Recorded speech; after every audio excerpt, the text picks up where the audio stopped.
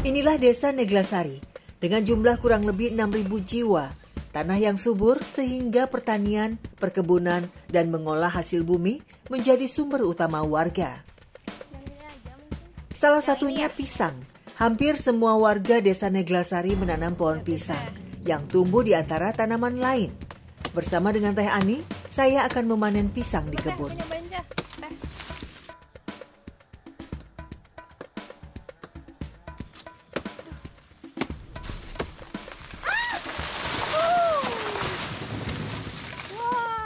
Akhirnya saya bisa motong pelepah pisang juga. Ya udah Teh, kita langsung ke bawah ya. Itu udah jatuh gitu baru kita ke bawah. Ini jatuhannya. Tanaman pisang tergolong jenis tanaman yang mudah dibudidayakan dengan usia panen kurang lebih 4-5 bulan. Tahun 1996, Indonesia pernah mengekspor kurang lebih 100.000 ton buah pisang. Namun volume ekspor terus menurun. Ini berat banget karena ini nggak boleh digeser ataupun ditarik. Nanti buah pisangnya jadi nggak bagus atau rusak. Pisang merupakan tanaman buah yang menjadi komoditi penting, namun sayang saat panen tiba pisang sulit terjual. Penyebabnya, akses jalan rusak dan jauh mengakibatkan harga anjlok, bahkan tidak laku terjual.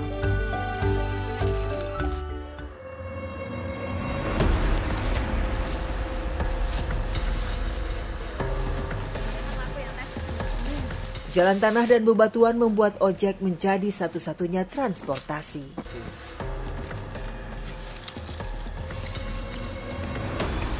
Jalan tanah sangat susah untuk dilalui, terutama saat musim penghujan. Sampai ke tempat pembuatan sale, tapi tetap harus hati-hati ya Kang. Ya, soalnya kalau nggak jalannya licin karena ini benar-benar tanahnya itu tanah merah. Jadi bisa dibayangkan bahwa beberapa tanaman pisang, nah ini bisa jatuh karena licin dan juga meleset. Jadi harus hati-hati. Menurut informasi, akang ojek sering jatuh saat membawa muatan banyak. Biasanya 150-200 kilo pisang yang bisa dibawanya. Walaupun gerimis, bahkan sudah mulai hujan, saya juga sudah mulai kebasahan. Tapi hal ini tidak membuat mereka menunda pekerjaan atau aktivitas mereka. Karena pasalnya ketika mereka tidak melanjutkan proses kinerja atau aktivitas mereka secepatnya, mereka sama sekali tidak mendapatkan upah dari hasil kerja mereka. Ongkos ojek dipatok 20 hingga 35 ribu per trip, tergantung jarak yang ditempuh. Sehari bisa mendapat 3 trip dengan total pendapatan Rp105.000. Namun pendapatan itu belum dipotong BBM dan kerusakan yang cukup besar di perjalanan akibat jalan yang masih rusak. Setelah melewati jalanan yang sangat rusak dan mungkin tadi karena terlambat, jadi kami mencapai sekitar kurang lebih 1 jam lamanya di jalan aja. Setelah sampai di pengepul, pisang ditimbang untuk menentukan berat hasil panen. Harga pisang di pengepul dipatok Rp2.000-3.000 per kilonya, tergantung jenis pisangnya.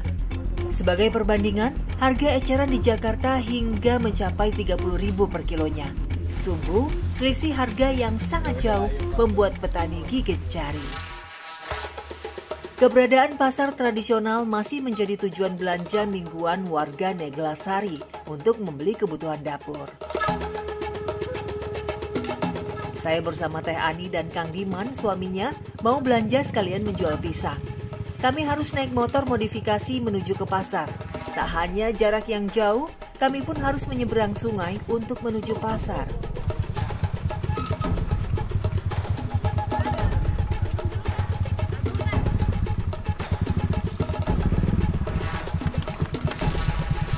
Akhirnya saya sampai juga di sisi sungai, yang mana saya tidak bisa melewati sungai menggunakan kendaraan bermotor, sehingga saya harus turun terlebih dahulu ya Teh Ani ya. Langsung kami melanjutkan ke pasar menggunakan getek. Awalnya terdapat jembatan Rawayan Gantung yang berdiri di atas Sungai Cibuni. Jembatan membentang kurang lebih 200 meter, menghubungkan Desa Neglasari dengan Desa Sukamahi. Namun, Oktober 2021, jembatan roboh dan hanyut diterjang banjir bandang. Padahal, Warga sudah sering mengajukan perbaikan jembatan ke dinas terkait, namun tak segera ditangani. Akibatnya, kerugian miliaran rupiah yang harus ditanggung untuk membangun jembatan kembali. Tete udah biasa naik getek kayak gini? Ya udah biasa. Kan kemarin naik jembatan itu, kan misalnya jembatannya roboh, ya sekarang kita naik ini. Ya. Tapi kalau misalnya kayak bapak ini bawa pisang banyak naik motor gitu sama teteh memang udah sering? Udah sering, udah biasa. Emang nggak ada jalan lain teh? Ada tapi jauh. Ya udah berarti jadi untuk alternatifnya jadi lewat sini ya? Iya. Nggak takut jatuh gitu? Pisangnya pernah jatuh nggak? Pernah sih sekali pada jatuh. Saat sungai meluap dan aliran air deras, rakit bambu berhenti beroperasi. Takut hanyut terbawa air. Setelah kurang lebih 10 menit, akhirnya kami sampai di seberang sungai.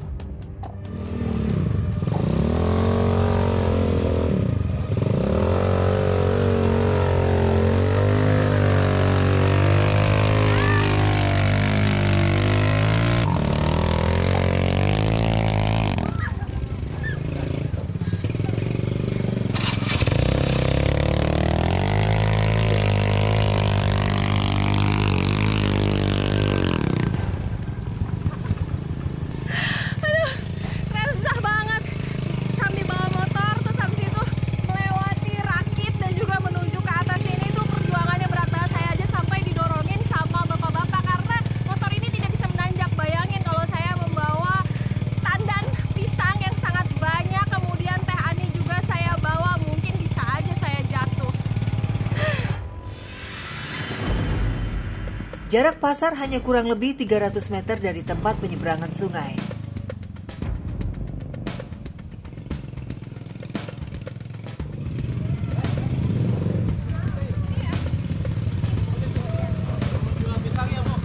Akhirnya sampai juga. Sekarang saya mau jual pisang sama teh Adi. Gimana Pak? Sini ya? Oh, dijual di sini aja. Oke. Inilah Pasar Rebo, terletak di Kampung Taluk Agung, Desa Sukamahi, Kecamatan Cijati, Kabupaten Cianjur. Sebutan Pasar Rebo berawal dari kegiatan jual beli yang hanya berlangsung di hari Rabu saja. Dan pasar ini hanya buka dari jam 6 sampai jam 9 pagi saja. Bisa dibayangkan, warga pulang pergi ke pasar bawa hasil bumi maupun belanjaan dengan menggunakan rakit bambu. Yang jelas, menggunakan rakit bambu sangat minim keamanannya. Risiko tenggelam bisa saja terjadi.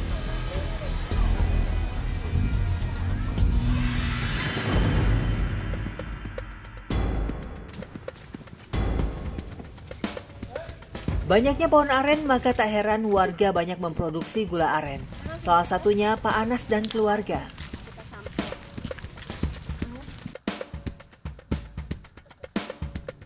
Jadi karena Abah atau Bapak ini pernah mengalami kecelakaan, makanya Bapak udah nggak pernah naik ke atas pohon nira lagi.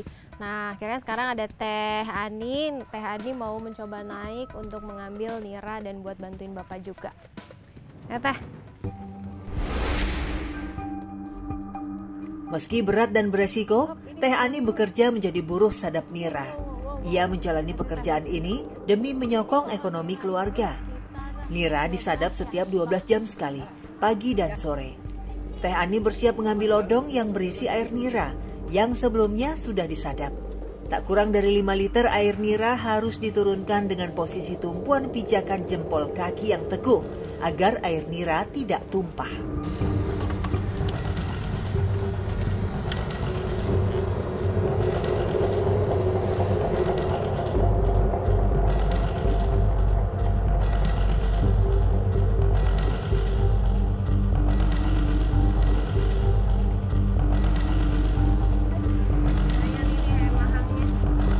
Dalam sehari, 20 liter air nira bisa dikumpulkan. Dan saatnya lodong-lodong dibawa pulang untuk proses selanjutnya.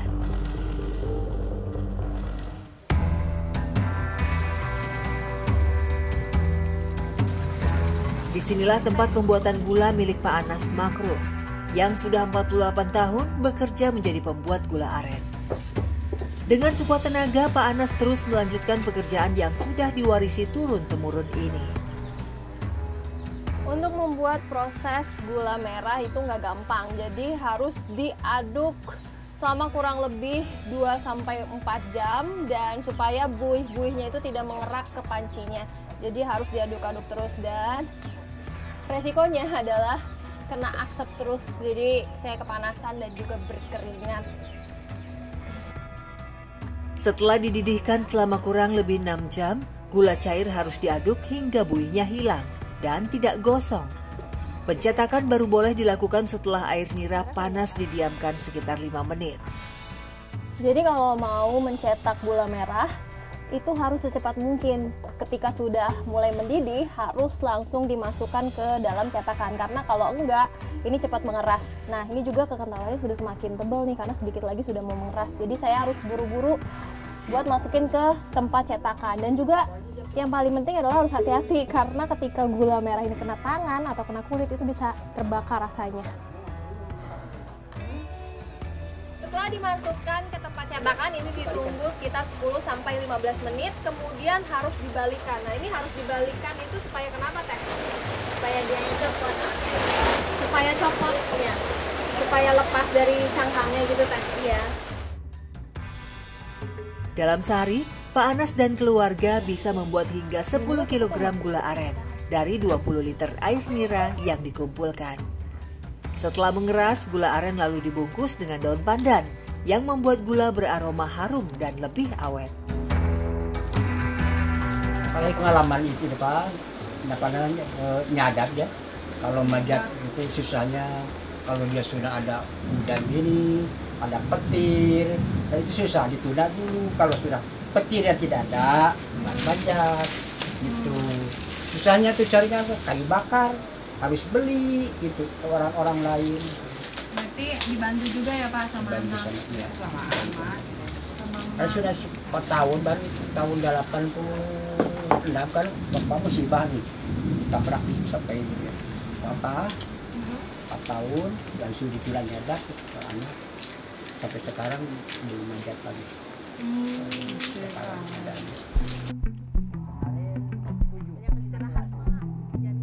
Setelah selesai, gula biasanya diambil pengepul. 10 kg gula aren dihargai hanya Rp12.000 per kilonya. Padahal harga eceran di Jakarta hingga mencapai Rp35.000 per kilonya. Namun Rp120.000 yang didapatkan masih harus dibagi dengan pemilik kebun. Alhasil hanya Rp60.000 saja yang didapat.